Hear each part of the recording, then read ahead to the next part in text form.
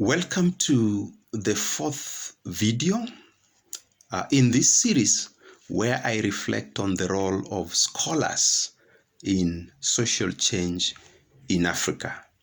We are reflecting on a reflection that took place way back in 1999, December of 1999, when a number of scholars such as Professor Anyang' Nyong'o, Professor Nabudere, and so on, came together to reflect on the role of academics and on the role of the social sciences in the progress of Africa. And that basically means in terms of social change within a global reality that is informed by the dominance of neoliberal policies. We have looked at the works in this series where they published 3 books, and we've already looked at 2 of the publications. Mafeje's publication, Anthropology in Post-Independence Africa, End of an Era and the Problem of Self-Redefinition. We have also looked at Danny Nabudere's work, Law, the Social Sciences, and the Crisis of Relevance. You can tell from the titles that these gentlemen were being very critical because it was a self-reflection which was supposed to start from the past, to acknowledge the present and see what is going on in the present within the social sciences and whether or not they are contributing to Africa's progress, and lastly, to point a finger to the future and say, where do we go from here? So the last of these publications is the work by Professor Peter Anyang' Nyong'o, who is of course at present the governor of Kisumu County, one of the 47 counties in Kenya. Anyang' Nyong'o is a scholar who has also done what he calls praxis. So he has engaged in scholarship, but also practice. In the middle there, the scholars call it praxis, that is combining scholarship and practice. So Anyang' Nyong'o has been an activist for many years and is now a governor. So Anyang' Nyong'o's publication is titled The Study of African Politics, A Critical Appreciation of a Heritage. Now, Anyang' Nyong'o walks us through a historical pendulum, if I may call it that. He looks at the past from the days of the modernizationists, when all we could talk about was the modernization theory. He deconstructs modernization, as many scholars have done in the past, because modernization was based on rather simplistic tenets. It was basically based on the thinking that African states necessarily have to take the same development trajectory as Western states. In fact, if I remember from my communication studies, it used to be called empathy.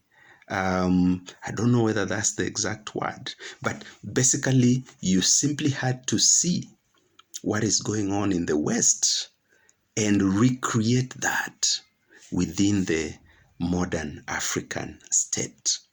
But of course, the deconstruction of modernization, which is partly what Anyang' Nyong'o did, led to the conclusion that some of these theories, and especially modernization theory, was informed by the need to sustain foreign interests on the African continent. And if you remember well, and Anyang' Nyong'o talks about this clearly the dependency theory of development came up as a counterweight to the modernization theory, when African scholars now began to question the theoretical basis of some of these arguments. And of course, you do remember Walter Rodney, how Europe underdeveloped Africa. Now, these are not just theories, because they are informed by realities. The Niger war crisis has brought up all these issues, and it's part of the reason I'm looking at these particular scholars, because of the paradox of development in Africa. I talked about this in my contribution to the integration process when I questioned this, the kind of challenges that we continue to witness in Africa. And so these scholars tended to really deconstruct that past and what scholars were doing in the past. Of course, a lot of this was received wisdom from Western scholars. And so the idea was to say, this is where we are. Where do we go? I think it's worth looking at, if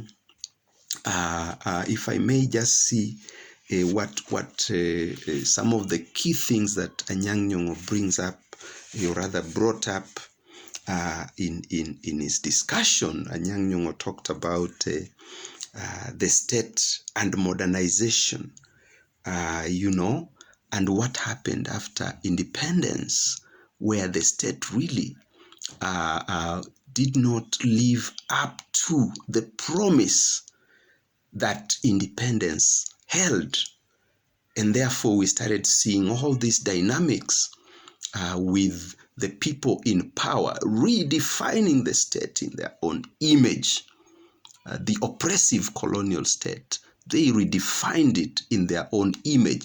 The state did not modernize. It only modernized to the extent that it would then be used as a rag by the elite, the post-independence elite. This is what happened. Those are not my words. Those are the words of the scholars that I'm looking at here. So Anyang' Nyong'o takes us through this pendulum from modernization theorists to Marxist analysis, which is, of course, based on class analysis.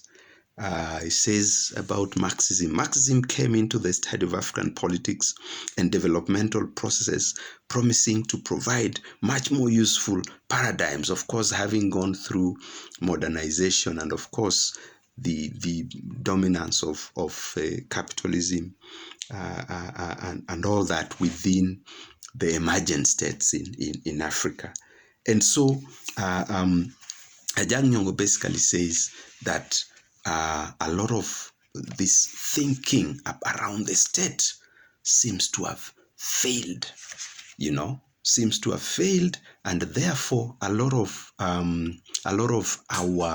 our theorization based on those theories, based on those disciplines, have not really helped us to move forward as societies, as African societies, African nations and African societies. The crisis in Niger has thrown out all these things for us to look at again. That is why I'm doing what I'm doing. Finally, Anyang' Nyong'o, in looking at the contradictions, did point out, when he discusses the politics of control, armies and political parties, he did say that politicians are men who compete with one another for power, not men who use power to confront their country's problems. The military formations, the uniforms, the starch, the saluting aide de camp, The parade group precision might look at last like the decisiveness of purpose that Africa needs in its leadership. They, however, camouflage a regimented sterility of ideas and social policy. I don't know, those are the words of Anyang' Nyong'o. I don't know whether the military, the pushists in West Africa are also sterile in terms of ideas. But the main thing is the crisis. What is the crisis that has to be addressed? Scholars, where are you?